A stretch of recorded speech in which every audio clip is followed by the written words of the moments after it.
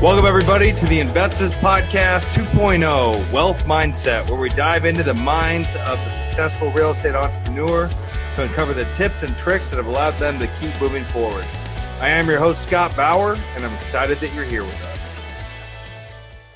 Welcome back, everybody. It's another episode of the Investors Podcast, and guess what? I'm your host, Scott Bauer. Excited today to talk with Dan Rochon here. I don't know why I can't seem to get that last name correct, but, happy to be here today and happy that you, the listeners, joined us again today. That means you're a loyal listener, and I know that you're looking forward to this episode as much as I am. Dan, welcome to the call, man. How are you? Thank you, Scott. Thanks for welcoming me. You're very welcome. Why don't you give the listeners a little bit more kind of about what your background is and what you're focused on now? Okay. So I have been in investing in real estate since probably about 20 some years at this point, a little bit more than that probably. I got into real estate sales as an agent in 2007, and I had done that because before 2007, I was working in a high-end steakhouse in Washington, D.C. as a waiter, and then I was sort of investing on the side, just sort of dabbling.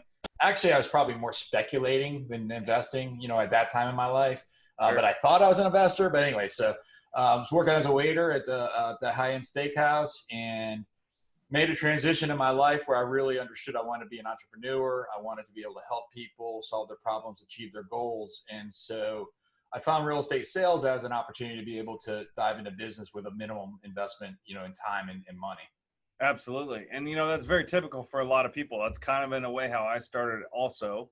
But what I want to ask you on that point is so you said that you found out that you decided that you wanted to be an entrepreneur, you wanted to help people. Walk me through kind of the mental battle that you had to kind of overcome on that. Because I think for a lot of listeners out there, for a lot of people that have the similar aspirations, the problem is actually doing it, right? And of course, Sure, we can all do it. Case in point, both of us here on this call, but the mental battle you have to overcome to get there, I think, is important. So can you walk us through kind of that to get us started? In 2005, before 2005, I was a very active alcoholic. In 2005 was the last time that I drank. And so between 5 and 7, I was at that time still waiting tables. And that was where I had started my journey of just sort of floating through life to now taking control and designing my life. Yet I didn't quite know exactly how to achieve that. I just knew that I was destined to be able to do more than what I was currently doing. And so I went through and looked at a lot of different franchise opportunities, and really some of them were attractive, yet I needed $250,000 to $500,000. And guess what? A bank wasn't willing to loan me that with no collateral. And so, I remember one day I was scooping butters at this place called Eagle Island. It's in the steakhouse. And my buddy Bill across the island there says to me, "Hey, Dan, you ever think about real estate sales?" And I was like, "Oh, no." And so that was when I sort of opened up my eyes in regards to real estate. In regards to like the mental capacity and the mindset of what I went through was, I remember my first so I got my license in November 2007. And from my first closing wasn't until 6 months later.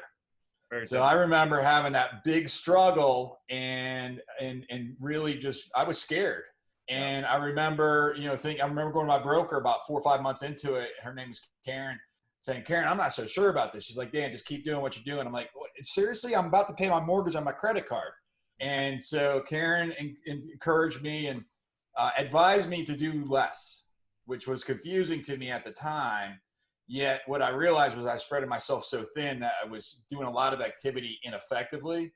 And so I followed her advice. I had my first closing a month or so later. And then about a year after that, I was able to buy the brokerage that I worked in. So I had a lot of success from that point of that conversation moving forward by just having a focus on just a few small activities. Now, I have to say this. I haven't always done that throughout my career. And when I've come across mistakes, it's been because I've taken on too much and I've had a lack of focus. Yeah, and I think you brought up a really good point just to begin the call here, which is focus, right?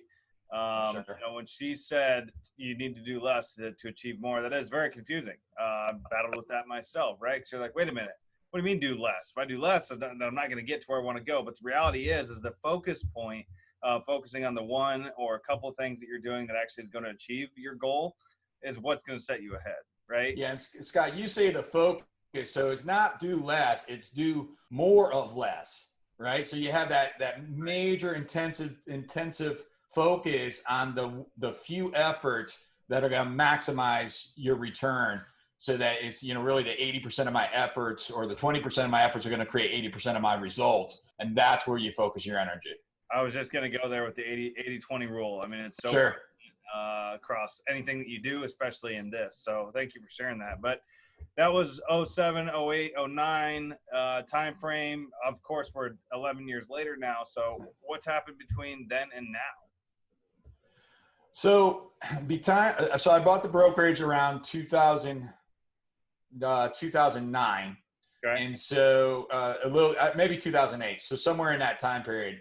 And for 10 years, so this is when I got confused on, keeping a focus.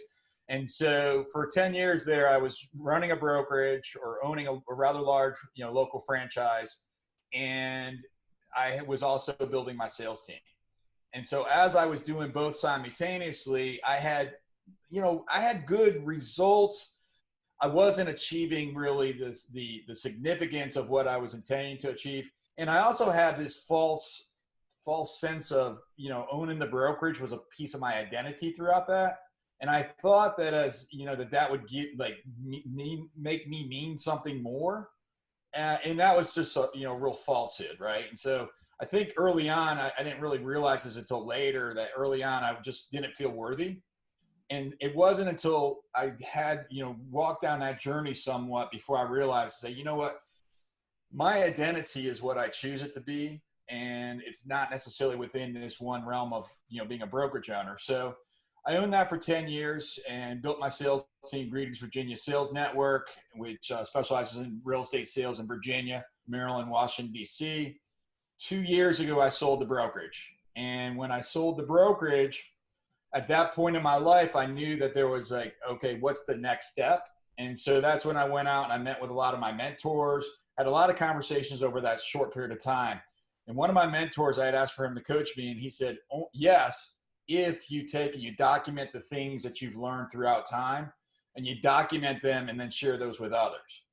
And so that's when I started writing a book called Real Estate Evolution, which at first I did not anticipate that I was writing a book. I just thought that I was, doing a bunch of ebooks. And then about 3 or 4 months into it, I'm like, oh my God, this does not have an end.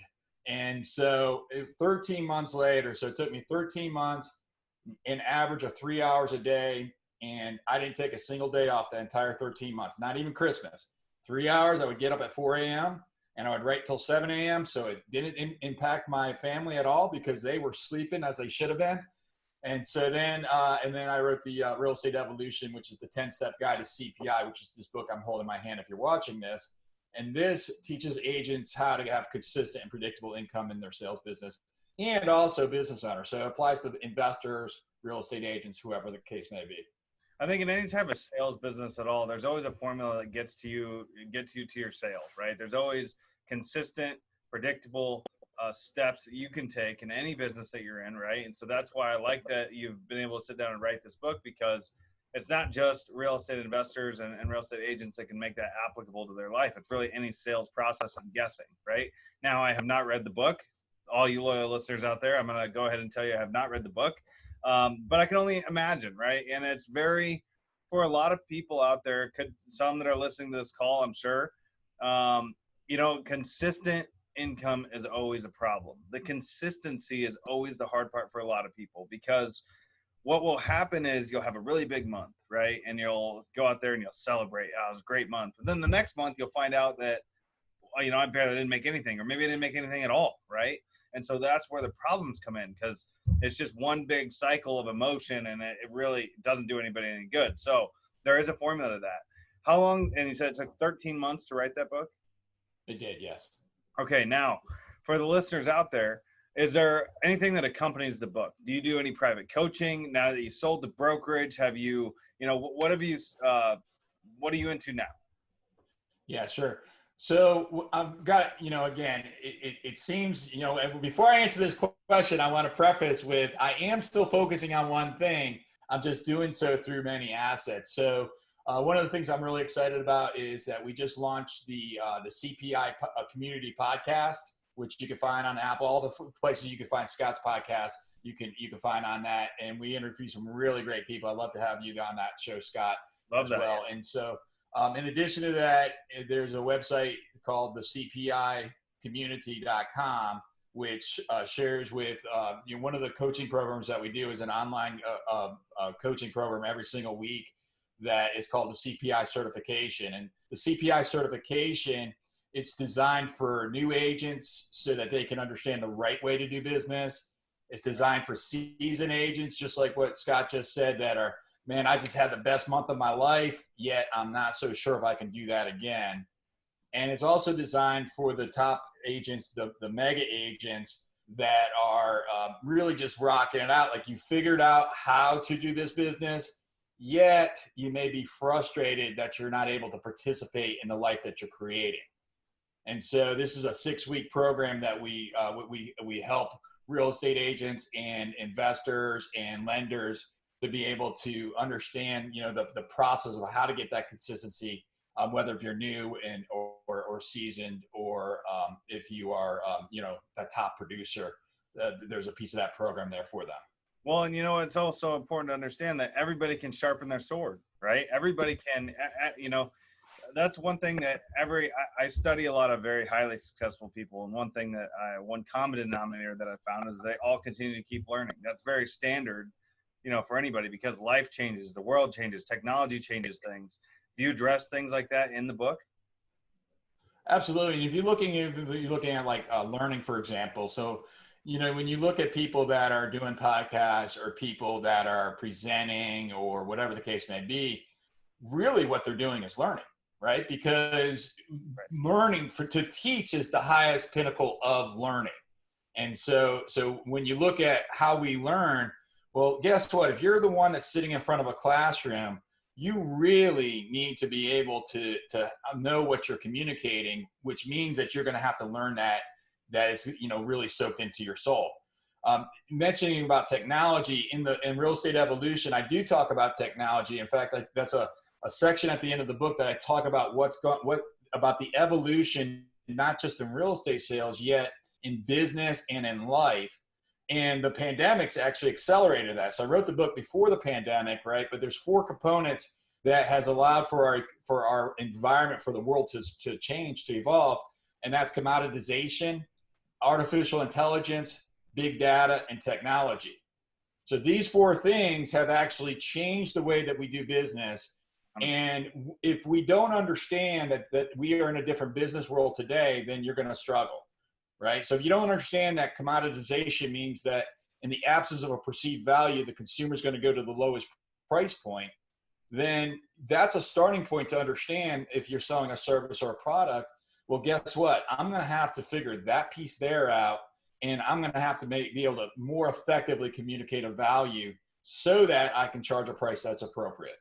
So and it goes through the other things with artificial intelligence and big data and technology as well. Yeah, absolutely. And I like that you're touching on the value opportunity that a real estate agent or even an investor or, somebody in sales can present, right? Because here in Phoenix right now, it's a very hot market. There's not a lot of inventory on the market at all. So there's bidding wars going on. There's, houses are selling for astronomical prices, which is good for an investor like myself. And good for a real estate agent as well, because there's a lot of kind of business out there, a lot of buyers that are looking, but not a lot of inventory to buy. So one of the big things that I've heard a lot from sellers is that, because I also have a retail side of my business, and when we refer stuff out, agent or sellers are saying that they don't want to pay the commission because they can go to Joe Blow off the side of the street and, he'll take 0.5% or 1% as a commission. I say, well, you got to educate them on what type of value those type of people are bringing. I mean, who in their right mind likes to go to work and work for a discount, right? I mean, that's somebody Absolutely. that does not value their own life and their own time, and therefore why would they value your time as their client, right? And etc. So that's just one point, but I feel like it sounds like you addressed that in the book quite a bit, at least a part of it, about the value proposition that an agent or somebody could bring. Yeah, if I can mention here, so when you're looking at, I've done thousands of transactions that I've been involved with in some way or another, and I'm not going to suggest that every single transaction is going to have a problem. Right. Many do. Okay, and so when you have somebody with experience that's going to be able to help to, one, be able to proactively avoid any potential problems, and two, in the few times that you're able to that you do have a problem, you know what to do to be able to solve it. You know what to do to be able to fix it because you've been there before. And so then ultimately you're able to then get the consumer more money for their house, or if you're representing a buyer, you're able to get them, what their intentions are. The challenge that you have, particularly in real estate sales, is that the sales cycle is so long that the consumer doesn't necessarily have that bad experience, because it was 7 years ago before they even did a real estate transaction. And if they had a bad experience then, it's sort of like they sort of forgot the details of it 7 years later. And so they may even actually have sort of a bad, thing in their mind where, like, I'm not going to pay for that person to help me because they did have a bad experience, rather than considering the reality of, well, wait, I should consider who I'm hiring to make sure that they are the right person to save me from that bad experience. Dan, so what 6-week course you said, is a book a 6-week course, or is it a book and then there's a 6-week course attached to it? They're two separate things. So if you go to the realeestateevolution.com, www.therealestateevolution.com, that's where you can get the book, right? And so the book, it's a 200, how many pages is it? It's a 275 page book. It's a substantial book, right? So it's a good book as well, right? So I've seen a lot of real estate, well, of course, right? But I've seen a lot of real estate agents write books, and they were really good at maybe promoting it, right? But then when you read it, it's like, this sucks, right? Just, that's probably the best way to say it, right? And so I really took a lot of effort and time and energy to learn how to write. You go back to that learning base. During that 13 months, I was learning how to write when I was writing as well, not just winging it, to be able to understand how I could communicate in a manner that's going to be most effective to the reader. Amen to that, man. Matter of fact, I mean, I'm writing a book right now, and it's not as easy as you think it is. That's for sure. There's a lot of components to it, and it's taken a lot longer than I originally expected to get it done. And we're not even done yet. We're not even halfway done. So that's just kind of how it goes. Where do you think you're going to? No, go ahead. Go ahead, Scott. Well, I was going to say, you asked about the coaching program. So that's the CPI community. Yep. Where really the best way to figure out about that is just find us on Facebook at the CPI community. And that's, a couple thousand agents in there masterminding and talking and helping each other out. That's probably the best way that the listener can figure out about that. Okay, good. And, we always like to point people in the right direction. We'll make sure to add that in the show notes for everybody at the end. But next point that I want to make sure that we touch on is, where do you see this going? You mentioned that you sold the brokerage, but you're still focused on that one thing. What is that one thing, and what is your outcome you're looking for on that? When I started when I was looking at when I sold the brokerage, I knew that I had the experience, the training, the know-how, and I've learned what 99.9% of my competitors have not. So I knew that I was skilled to be able to bring my sales team to the next level, to bring my sales team to the top in the world. And we're growing our way towards that. The book was a first step in that process, because I look at models, and one of the things that Gary Keller did when he launched not when he launched Keller Williams Realty, but in the early 2000s, and they were, a couple thousand agents in that brokerage. And they said, what's the one thing I could do such that everything else becomes easier or unnecessary? It was write a book, which was The Millionaire Real Estate Agent.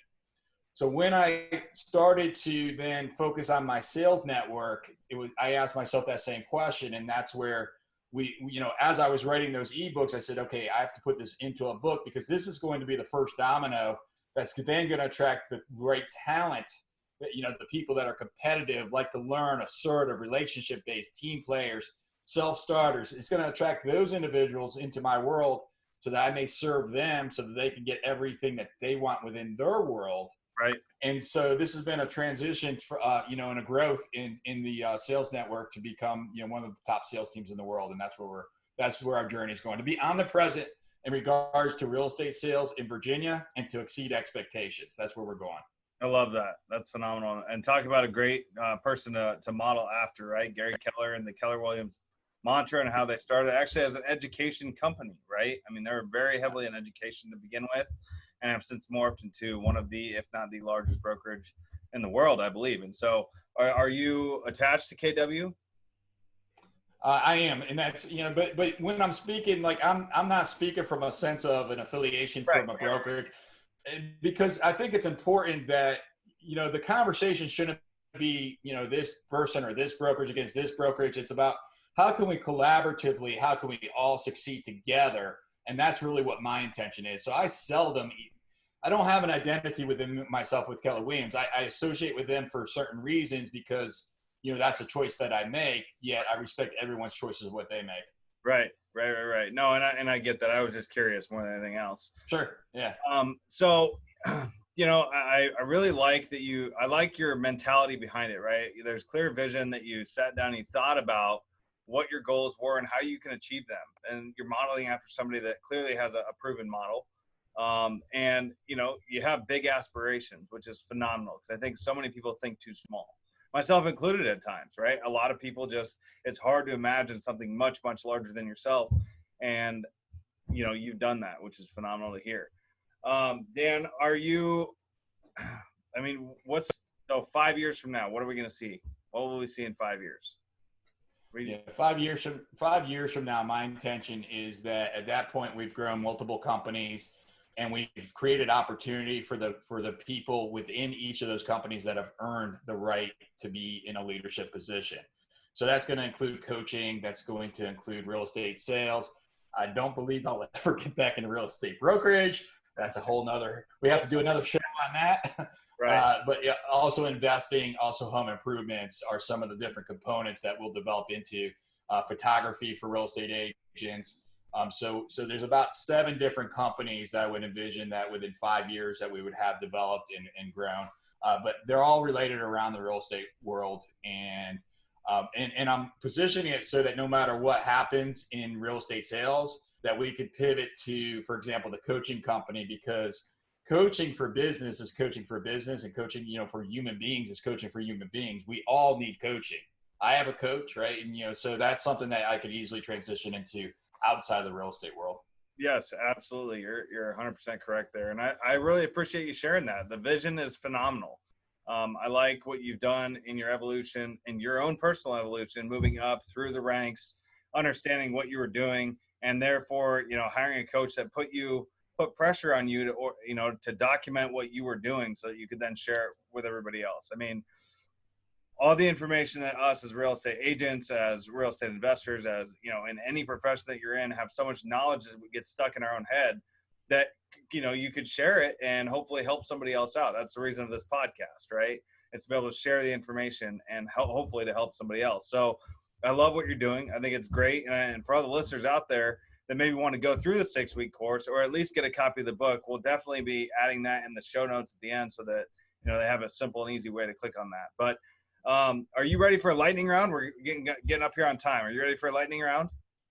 That's my favorite thing. Lightning. Let's do it. Boom. All right. So first question is, how do you feel mindset affects your life and your business? It is 100%. Programming leads to the thoughts, lead to the feelings, lead to the action, lead to the results, lead to the programming. I said that fast. It's supposed to be lightning. But the programming is really where we live in, and the mindset is everything. It's the foundation of who we are.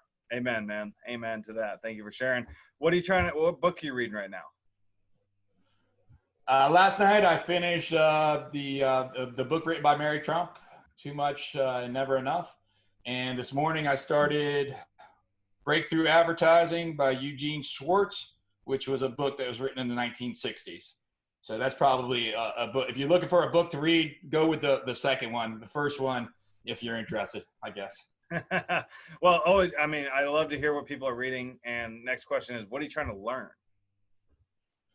You know, if you look at the first book that I mentioned, I do intend to learn from examples of other people, what, you know, however it is that, you know, you perceive that example to be, right? And so I've read, you know, biographies on Walt Disney, on Benjamin Franklin, on, you know, Colin Powell. You know, it's just like I'm always interested in people that are well-known celebrities, done a lot of things in their lives, and because the success leaves clues. Yep. In regards to the advertising book, I'm learning how to persuade, how to approach people's, you know, what they're intending to achieve and communicate to those feelings. I'm sure you've read the book, How to Win Friends and Influence People. I read that 2 years ago. I listened to it 12 times that year. I actually listened to it on Audible because that was a growth opportunity for me. And I listened to that book 12 times, once a month for each month that year. And it was I recommend someone to do that. It was really a great experience that I had because it just ingrained those philosophies into my brain throughout the year. Yeah. No, absolutely. Do you have a superpower? You know, if I was to ask you, what is your superpower and how does it function in your life? What is that? Rip off and duplicate. Hey, man. So, amen to that. Yeah, Amen to that. I mean, I already said, success leaves clues and so does models. So for me, it's to study as in minute detail what it is that you intend to achieve, or that I intend to achieve, and then emulate it as closely as possible, and the results will be predictable. You go back to that consistent predictability. There you go. Absolutely. I love that. Just rinse and repeat, basically, right? Don't reinvent the wheel. You know what? I'd rather learn from your mistakes than mine. So I've had enough of my mistakes. So you know what? That is exactly right. You're obviously a guy that likes to give back. You wrote a book in order to give back, but is there something specific that you do to give back other than, you know, what we've discussed already? Yeah, I do a lot of teaching. My sales team, each year, we've done this for the last 8 years. One of the charities that I'm really fond of is Toys for Tots. Yeah. And so every year is a client appreciation event. We give out 100 or so Christmas trees in exchange for people handing us toys, and then we donate them to the Toys for Tots. So it's a win-win-win because we're able to help out a lot of kids that need help. We're able to connect with our clients in a really special way, that they have a Christmas tree in their living room for 30 days. Yep. And they're probably going to be having parties, and guess what? It's us that hopefully they're going to be talking about. Amen, man. Yeah, the triple win. We like that. We like it when everybody wins. Win across the board. I love that. How can the listeners find you, reach you, if they're in your marketplace, if they're in the Northeast part of the country, if they're, you know, if they want to get involved, want to get, you know, a copy of your book, etc. Where's the best place for them to find you? All right. The book is www.therealestateevolution.com. Okay. Also, thecpicommunity.com, and greetingsvirginia.com is the sales network that we have. Okay, so we're going to make sure to add those links in the show notes. So listeners out there that have stuck with us, because I know that you all have, make sure to check the show notes, because that's where you're going to find them. If you're driving, do not click on them right now. Do not get in an accident. Wait till you pull over. But we'll make sure to add that in there. And I really appreciate you being here today, man. It's been good to talk to you. Love the vision. Love what you're doing. Like like I said before, you documented what you knew and then you put it into a book, and now you're sharing it with other people. That's massive. That's massive value you're giving out. And I love that. So anything last remarks you want to say to the listeners here? Thank you for listening, and whatever it is that you believe or whatever it is that you want to achieve, believe in yourself, because you can achieve it. Amen to that, man. Dan, thanks a lot. We'll talk to you real soon. Thank you.